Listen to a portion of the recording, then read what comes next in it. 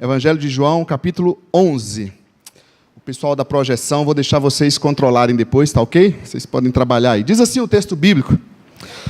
Havia um homem chamado Lázaro. Ele era de Betânia, do povoado de Maria e de sua irmã Marta.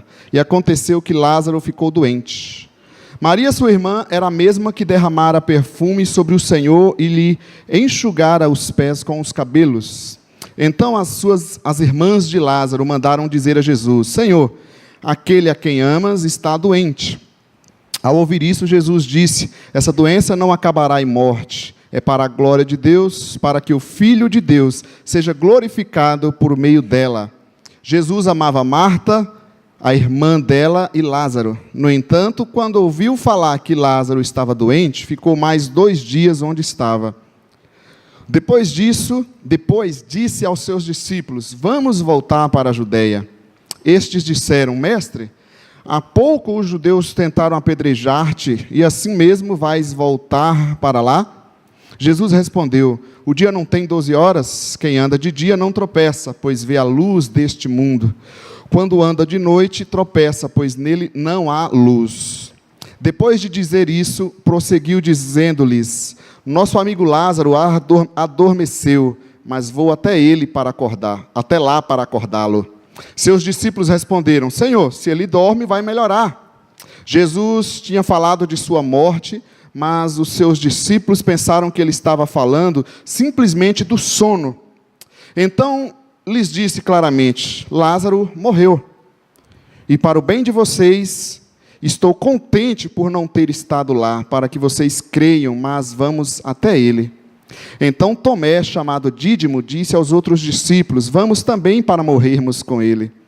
Ao chegar... Perdão, que o celular atrapalhou. Ao chegar, Jesus verificou que Lázaro já estava no sepulcro havia 4 dias. Betânia distava a cerca de 3 quilômetros de Jerusalém. E muitos judeus tinham ido visitar Marta e Maria para confortá-las pela perda do irmão. Quando Marta ouviu que Jesus estava chegando, foi encontrá-lo, mas Maria ficou em casa.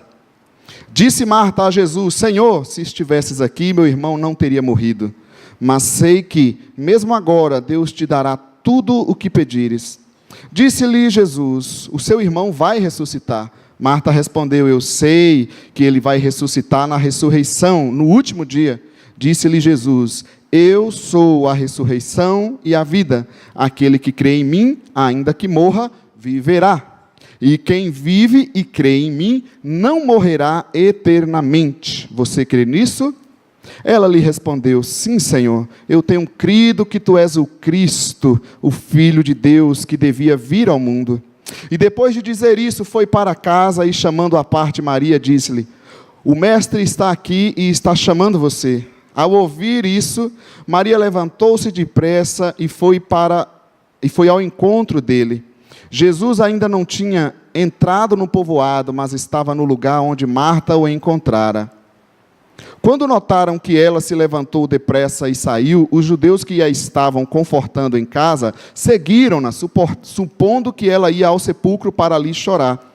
Chegando ao lugar onde Jesus estava e vendo-o, Maria prostrou-se aos seus pés e disse: Senhor, se estivesses aqui, meu irmão não teria morrido. Ao ver chorando Maria e os judeus que a acompanhavam, Jesus agitou-se no espírito e perturbou-se. Onde o colocaram? Perguntou ele. Vem ver, Senhor, responderam eles. Jesus chorou. Então os judeus disseram: vejam como ele o amava. Mas alguns deles disseram: ele que abriu os olhos do cego não poderia ter impedido que este homem morresse? Jesus, outra vez, profundamente comovido, foi até o sepulcro. Era uma gruta com uma pedra colocada à entrada. Tirem a pedra, disse ele. Disse Marta, irmão do morto: Senhor, ele já cheira mal, pois já faz 4 dias. Disse-lhe Jesus: não falei que se você cresce veria a glória de Deus? Então tiraram a pedra. Jesus olhou para cima e disse: Pai, eu te agradeço porque me ouviste. Eu sei que sempre me ouves, mas disse isso por causa do povo que está aqui, para que creia que tu me enviaste. Depois de dizer isso, Jesus bradou em alta voz: Lázaro, venha para fora. O morto saiu, com as mãos e os pés envolvidos em faixas de linho e o rosto envolto num pano. Disse-lhe Jesus: tirem as faixas dele e deixem-no ir. Muitos dos judeus que tinham vindo visitar Maria, vendo o que Jesus fizera, creram nele. Mas alguns deles foram contar aos fariseus o que Jesus tinha feito. Feche os teus olhos mais um minuto. Senhor, colocamos a Tua palavra diante de Ti e pedimos a Tua bênção em nossos corações, que possamos ser iluminados com o Espírito Santo, Pai. Continua falando conosco nesse culto, em nome de Jesus. Amém. Sei o que Deus tem ministrado no seu coração durante esse tempo, falando de fé. Eu fui renovado em muitos aspectos. Eu espero que você também tenha sido. Pensando hoje para a nossa conversa aqui sobre a fé, o tema, eu vou deixar o próprio versículo, né? Se crer, verá a glória de Deus. E a pergunta, quem sabe, que deve nortear o nosso estudo aqui na palavra é: que crença é essa? Que tipo de fé é essa? Se crer, verá a glória de Deus. Mas o que significa crer, então? E eu encontrei alguns aspectos aqui no texto bíblico que quero compartilhar com os irmãos. O primeiro deles, o crer para ver a glória de Deus, é buscar enxergar o agir de Deus na situação. Quem sabe aí você já começa me exortando e indo contrário a mim, dizendo: mas Léo, não diz que Deus vem para tirar todas as situações da gente, tirar todos os problemas, fazer a gente parar de sofrer. E agora você vem me dizer que nós precisamos entender o agir de Deus na situação. Quem sabe o que acontece é que nós estamos vivendo assim, queremos andar numa bola, andar totalmente cuidados, protegidos, super protegidos, em alguns casos até muito mimados. Se a educação hoje está acontecendo dessa forma, quem sabe a gente está trazendo isso para a nossa espiritualidade. A religiosidade tem ensinado as pessoas fugirem dos problemas, fingirem que eles não existem, e fazer de Deus muitas vezes um capacho da gente. Só que nós vamos olhar para esse texto bíblico, e ele não diz que Deus tirou a situação, mas ele traz um povo para enxergar o agir de Deus naquela situação. E qual é a situação que está havendo aqui, queridos? Versículo 1 a 6 que nós lemos. A situação que está acontecendo é a doença de Lázaro. Veja bem, o amigo de Jesus, uma pessoa bem próxima de Jesus, também adoecia. E não vai ser assim diferente comigo, com você. Essa é a situação. O amigo de Jesus, Lázaro, grande companheiro, está doente. Aí o texto cita também quem é esse Lázaro, e o texto destaca a Maria, irmã de Maria, aquela que derramou aquele perfume caro aos seus pés. É interessante contar a história de Lázaro, mas querer destacar a fé dessa mulher. Em Mateus 26 mostra como ela agiu em fé diante de Jesus, e mesmo Jesus disse: olha, o nome dela será lembrado por todas as épocas, e aqui também está sendo contado. O texto busca relatar que Maria, esse Lázaro é irmão de Maria, aquela que lançou o perfume. E o que acontece? É enviado um recado para Jesus. Jesus estava aproximadamente um dia de viagem de Betânia, onde Lázaro está, onde a família de Lázaro está, e mandaram ali um recado para Jesus. Naquela época não tinha Facebook, WhatsApp, telefone, então foi mandado um mensageiro, um dia viajando, para dizer para Jesus que o amigo dele estava doente. E não foi um recado assim simples, foi um recado um pouco apelativo. Sabe quando a gente quer algo, a gente quer que aconteça daquele jeito, naquela hora. E aí disseram para Jesus, a gente tem todo um jeitinho especial, né? Jesus, o que tu amas, o teu amigo que tu amas está doente. Está entendendo? O que você espera numa situação dessa? É que Jesus parasse tudo naquele momento, arrumasse as malas, montasse lá no camelo, ou fosse a pé e voltasse urgentemente para Betânia, não é isso? Mas infelizmente a gente lê no texto que, ao saber dessa situação, Jesus ficou naquele lugar mais 2 dias. Sério? Sério? O recado foi enviado para Jesus, e ele continuou naquele lugar. Não, não pode. Se fosse eu, se fosse qualquer um irmão, você ia dizer que desnaturado. Esse pastor não nos ama, esse líder, essa igreja, ninguém. Até eu diria a mesma coisa. A questão é que Deus está agindo na situação. E é aqui que a nossa fé precisa ser trazida. Enxergar o agir de Deus na situação, e não a situação contra Deus. E o texto logo esclarece para nós que Jesus os amava. Jesus amava Lázaro, Marta e Maria, era uma família muito querida. Então ele já descarta a possibilidade, a nossa acusação de dizer que foi falta de amor, que foi um descaso do mestre em não voltar urgentemente. Ainda continuou lá mais 2 dias. Falta de amor não foi, porque o texto está dizendo claramente para nós.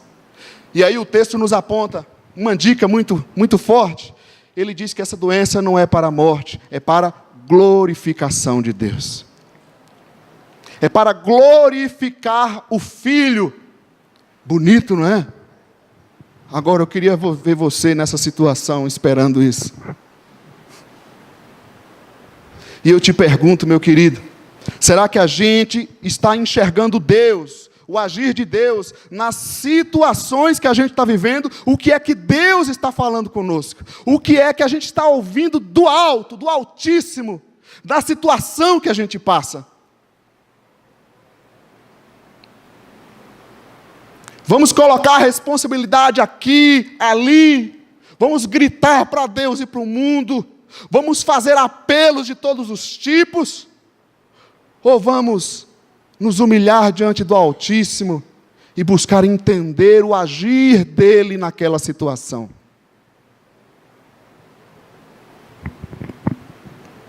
E qual foi a ação de Jesus? Os versículos 7 a 14 então continua. Passou-se os 2 dias, diz o texto que Jesus falou para os discípulos: vamos voltar lá para a Judeia. Betânia era uma aldeia ali da Judeia.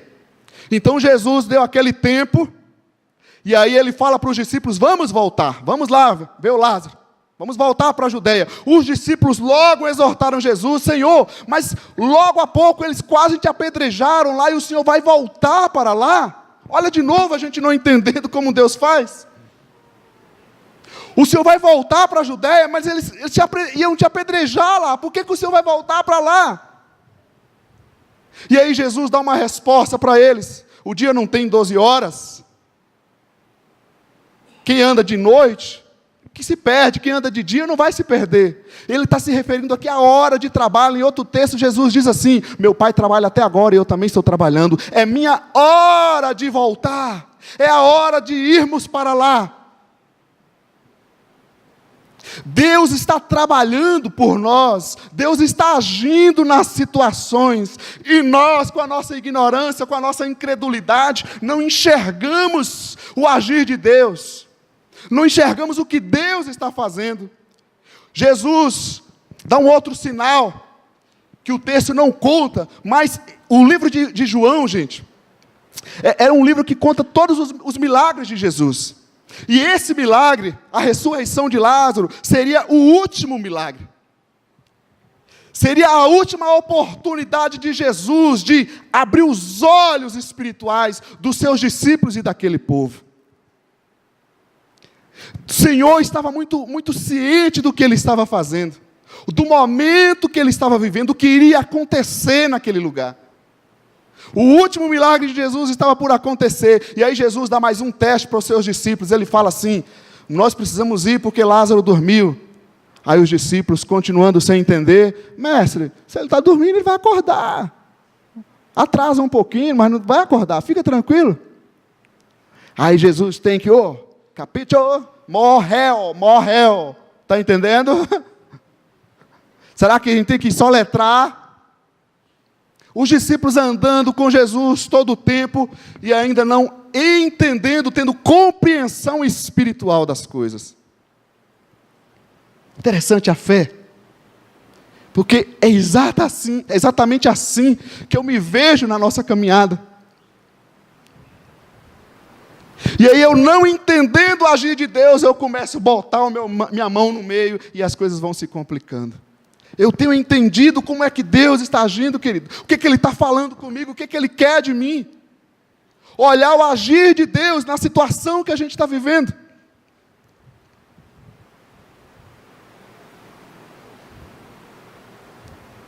Amém? Nós sabemos que temos todo tipo de dificuldade. A religião está dizendo, para disso, para daquilo, vai acontecer isso, vai fazer aquilo.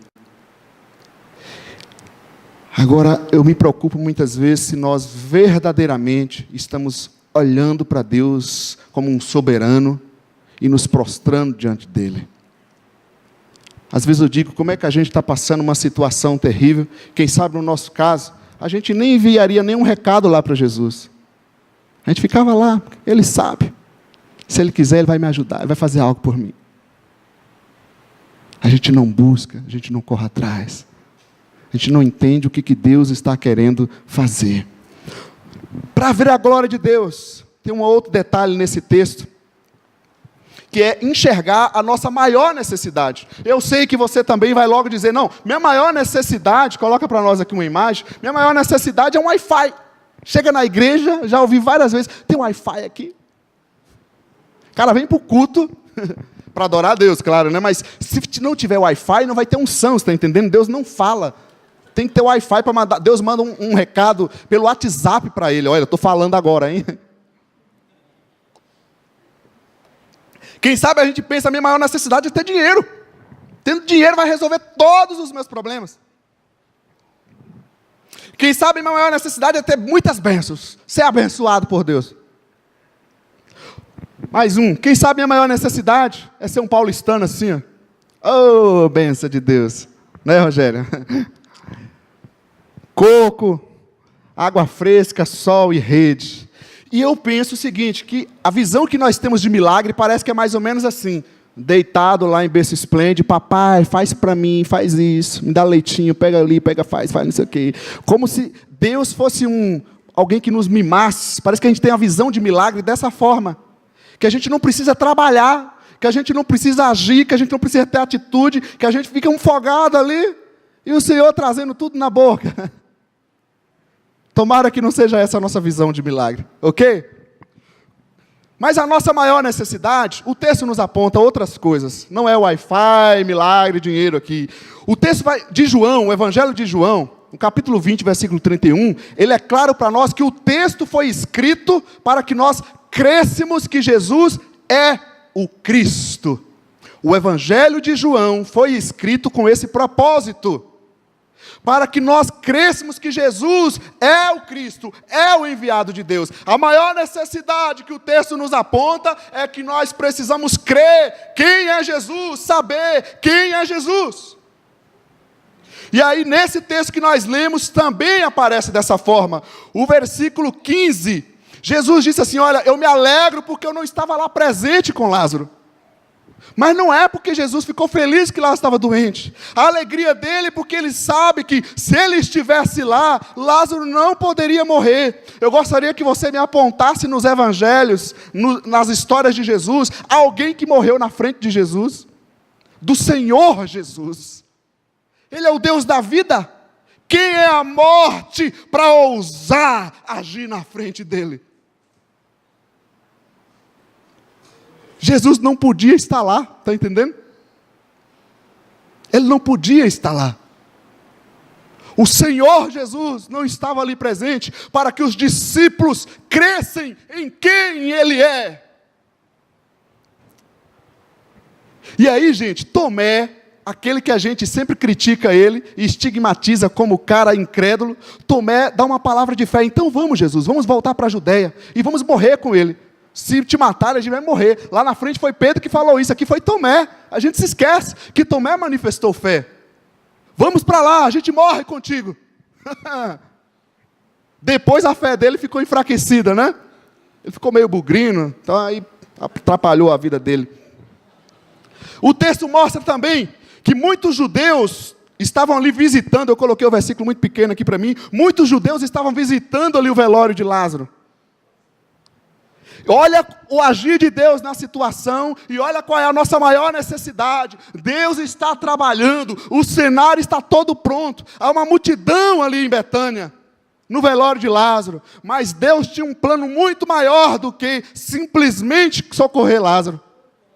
Deus estava agindo naquela situação. Muitos judeus estavam ali presentes. Marta, como era da personalidade dela, logo que ficou sabendo que Jesus estava lá, ela saiu correndo, largou tudo e foi para lá. Jesus, Jesus! Maria ficou no canto dela, ela era mais tranquila, era mais fezuda.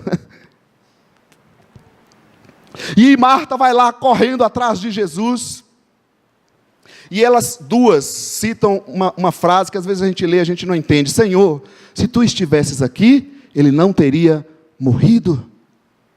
Quem sabe no português isso soa como uma reclamação. Mas, na verdade, ela está demonstrando fé, uma convicção. Senhor, se o Senhor estivesse aqui, ele não teria morrido. Eles não criticaram Jesus. Eles demonstraram fé, elas demonstraram fé, que se o Senhor estivesse ali, ele não teria morrido. A nossa maior necessidade, gente, é crer no Filho de Deus. E aí Jesus diz para ela no versículo 24, fica tranquila, seu irmão vai ressuscitar. Correto? E aqui começa um probleminha na fé dela. Aí ela diz assim, eu sei, Senhor, que ele vai ressuscitar no último dia, na ressurreição final. Mas Jesus não estava falando lá da frente. Aqui tem outro aspecto da nossa fé que tem sido atrapalhada, gente. Porque parece que a gente está sempre programando, olhando lá no futuro, esperando chegar aquele dia que Jesus voltar. Hoje você vive do jeito que quiser. Peca, faz o que apronta, vive relaxadamente. Aí Jesus vai voltar e a gente vai se acertar. É uma fé projetada lá no futuro. O hoje da vida do cristão parece mais um inferno do que uma vida eterna. Tem gente que só fala de demônio. Jesus veio para trazer vida eterna, e a pessoa vive uma vida miserável. Não é a vida eterna, a vida abundante em Cristo. A paz que eu te dou não é como o mundo a dá. E Jesus disse que Ele deu essa paz. E onde é que está essa paz? Hoje. Você vai me dizer, não, eu sei que eu vou ter lá. Jesus não está dizendo isso aqui. Nós vamos ver daqui a pouco.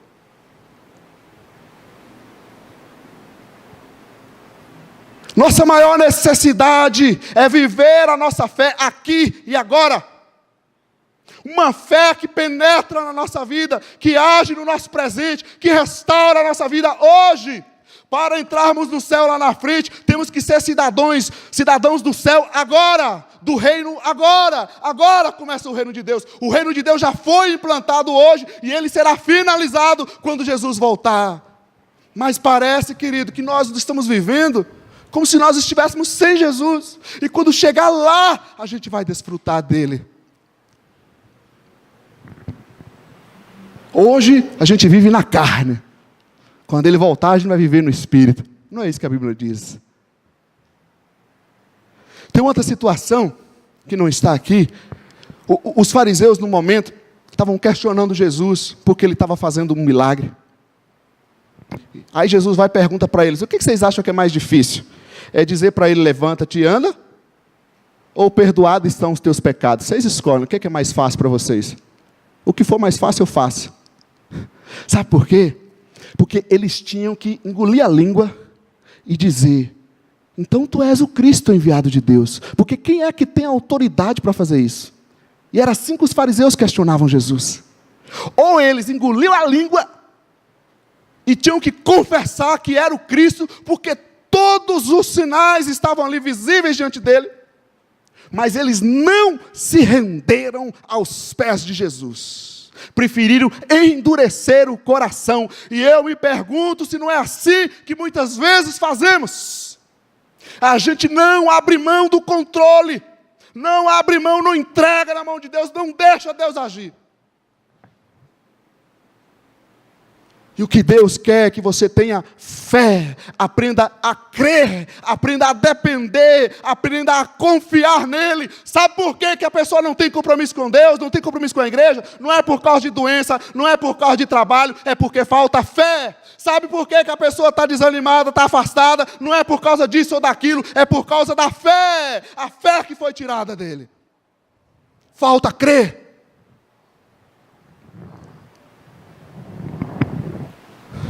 Precisamos entender o agir de Deus, querida.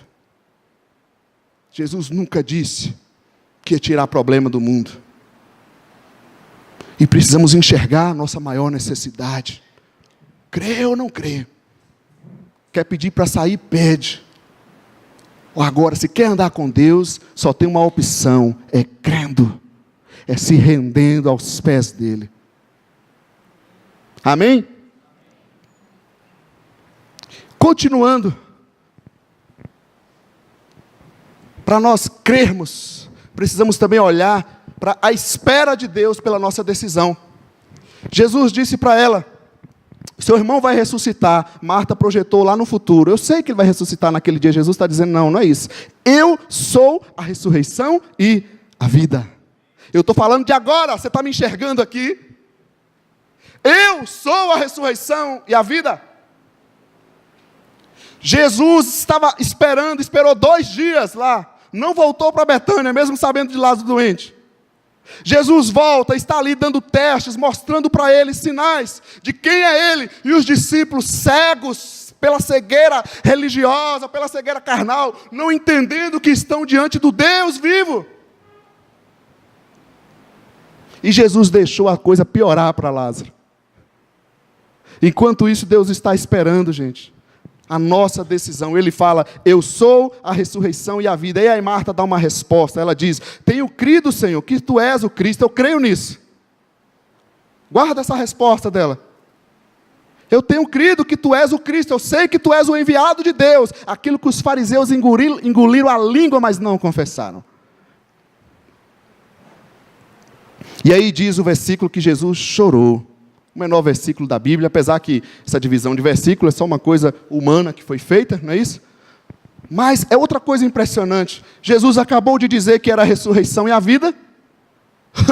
Por que ressurreição e a vida? Porque a pessoa vai morrer, e aí é ressuscitada e recebe a vida eterna em Cristo. Mas agora Jesus diz que Ele é a ressurreição e a vida, e o texto diz que Ele chora. Como pode? Que poder é esse? Que homem poderoso é esse? Que acabou de falar que é a ressurreição e a vida, agora está chorando. Mas o que a gente vê aqui, quando Jesus olha para aquela situação, para a dor que aquelas pessoas estavam passando, ali ele, como ser humano, ele também era Deus, mas ele era Deus em pessoa, em carne humana, e ali ele se compadece da dor humana. E Deus toca em meu coração, somente nesse versículo, é muito forte. Para mim, gente, isso aqui agora é bem coração. Jesus chorar nos mostra que espiritualidade é igual à verdade. Eu não tenho que esconder minhas fraquezas, esconder minhas fragilidades, como a religiosidade tem ensinado as pessoas, serem santarrões, pessoas perfeitas. Isso é uma mentira, e o pai da mentira é o diabo.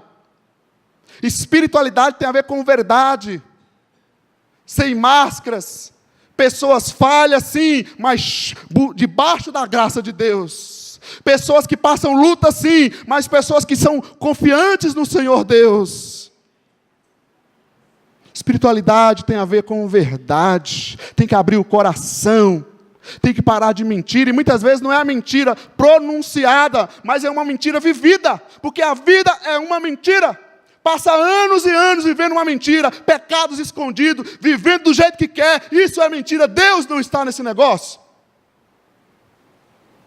E aí a gente fica, cadê Deus, cadê Deus? Claro que não vou ver Deus desse jeito. Espiritualidade tem a ver com verdade.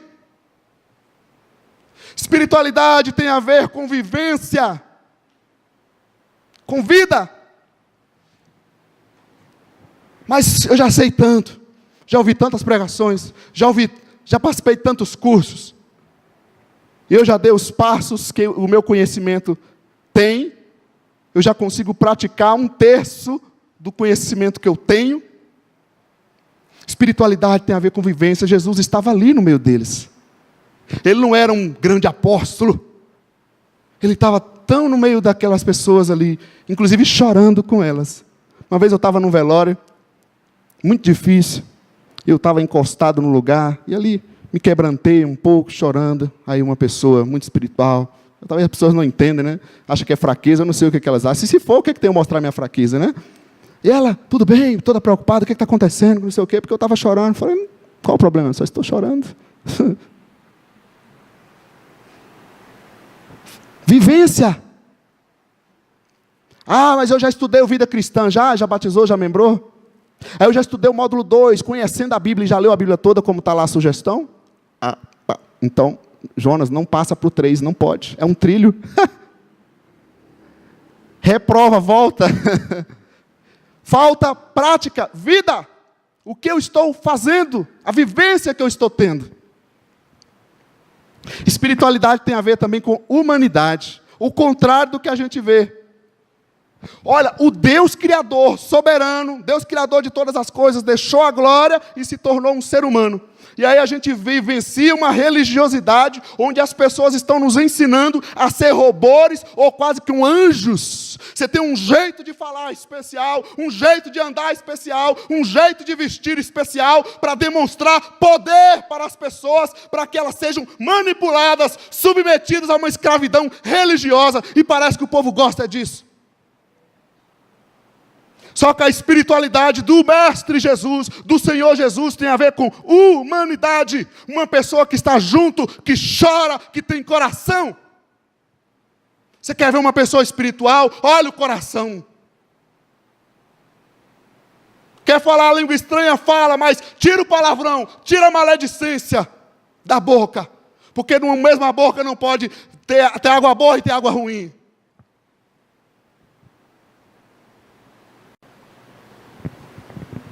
Deus espera, Deus está à espera de um posicionamento das nossas vidas. Ele espera as nossas decisões.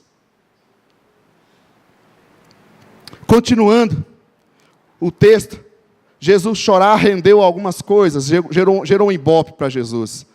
Sabe que sempre tem a fofoca, né? Em todo lugar tem, dentro da igreja tem, até no funeral tem. Você vai num velório, as pessoas estão ali se compadecendo da luta daquela pessoa, e você vê gente que você nunca vê na vida, né? Vai um monte de gente, é bom que de repente aquela pessoa é muito conhecida, mas é interessante que muitos estão ali apenas para bater papo, e quando não, falar mal do outro. E a fofoca do funeral estava acontecendo, rendeu uma boa crítica para Jesus, porque de um lado alguns disseram assim, ó, veja como ele amava, olha a língua que benção, né? Aí o outro lado disse, se ele amava tanto assim, por que ele não impediu? Funeral, fofoca.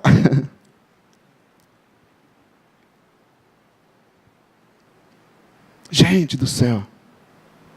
Deus espera as nossas mudanças. Quantas vezes eu e você está aí nos corredores. E a fofoca, quem sabe, é um trem no meio da comunidade muito terrível. Porque você convive, né, com pessoas, convive ali, convive aqui, e a gente não tem coragem de falar na cara, fala por trás.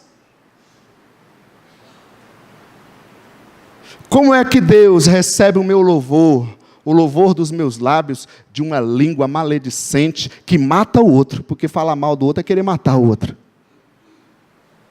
Onde está a nossa fé? Se crer, verá a glória de Deus. E aí continua. Jesus então se compadece ali, chora, e ele se aproxima e diz assim, tire a pedra. Lembra de Marta? Marta tinha dito, eu tenho crido que tu és o Cristo. Só que agora ela vem, mas Senhor, já cheira mal, já faz 4 dias.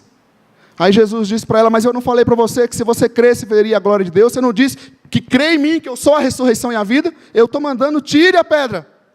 Mas Senhor, cheira mal. E é interessante, gente, um aspecto muito interessante nessa situação. E tem uma música que canta errado, né? Porque ela diz, remove a minha pedra. Jesus não removeu a pedra e Jesus não tirou a faixa dele. E eu prefiro ficar com a autoridade da palavra de Deus do que com qualquer outra coisa. Ele não tirou a pedra, e ele não tirou as faixas que estavam ali prendendo Lázaro. Isso aqui tem muito a falar com a gente. Deus não faz aquilo que eu e você tem que fazer. Deus não faz aquilo que eu e você tem que fazer. Milagre não é coisa para afogado, milagre é coisa para quem crê e se rende aos pés de Jesus.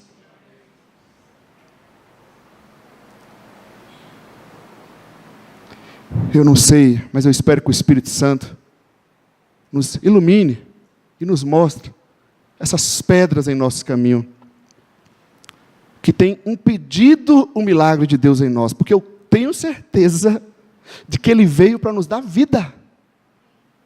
Temos tribulações, temos luta, mas Ele está conosco. Agora, se eu não viver isso, é porque Ele não quer me socorrer, ou porque eu não estou tirando as minhas pedras.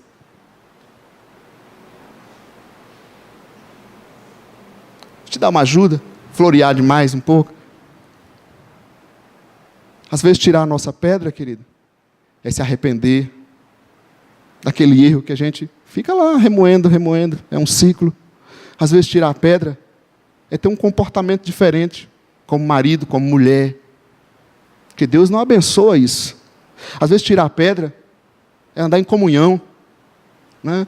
Com bom e suave é que os irmãos andam em comunhão. Ali Deus manifesta a bênção, na comunhão. Tem gente individualista, vivendo sozinho, sofrendo sozinho, pecando sozinho. Às vezes tirar a pedra é ter uma outra atitude como profissional na sua empresa. Às vezes tirar a pedra é ter uma atitude diferente de vida cristã. Se eu posso falar para você, coisa que mais preciso rever a cada dia na vida, e eu tenho certeza que isso é o padrão, além de olhar para a nossa vida, nos manter em vigilância, mas também em oração. Vigiai e orai. Às vezes tirar a pedra é a vida de oração, ó aqui. Quem sabe uns nem aprenderam, outros perderam.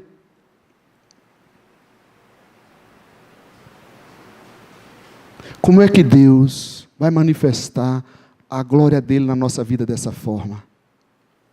Você vai ficar cantando, remove a minha pedra, não vai adiantar, porque Ele não vai remover a pedra.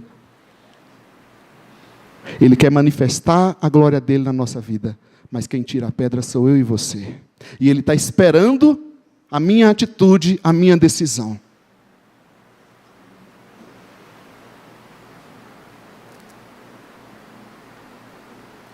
Não brinquemos com o Senhor Deus. Não brinquemos de ser crente, porque o diabo não brinca de ser diabo. Nos rendamos diante do Senhor, nos voltemos a Ele. Ele tem poder sobre todas as coisas. Amém? E aí, esse milagre rendeu a Jesus também mais duas situações. Eu falo que é o funil da fé. De um lado, diz o texto que muitos creram que Ele era o Cristo. É verdade que esse fogo foi meio de palha, porque lá na frente muitas dessas pessoas disseram crucifica-se, abandonaram o mestre de novo. Mas aquela ação de Jesus ali gerou pessoas que creram em Jesus, mas gerou também pessoas que foram lá falar para os fariseus: vamos matar esse cara. Vamos matar esse cara, porque senão todo mundo vai acreditar nele aqui.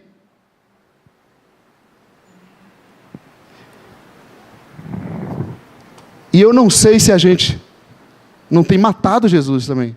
Como assim? Ao me afastar, ao deixar a fé e dizer que foi por isso, por aquilo. Gente, o Evangelho de João foi escrito para que crêssemos no Filho de Deus. Será que o nosso maior problema não é a incredulidade? Um cristão ateu, né? Eu confio na política, confio na ação, confio nisso, confio naquilo.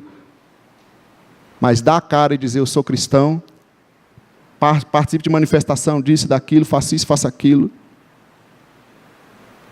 Será que o nosso maior problema não é a incredulidade?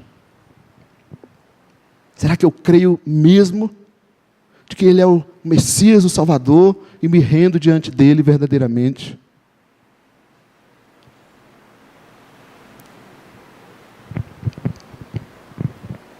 Deus espera uma atitude nossa, hoje. Quem sabe amanhã você não vai ter mais tempo.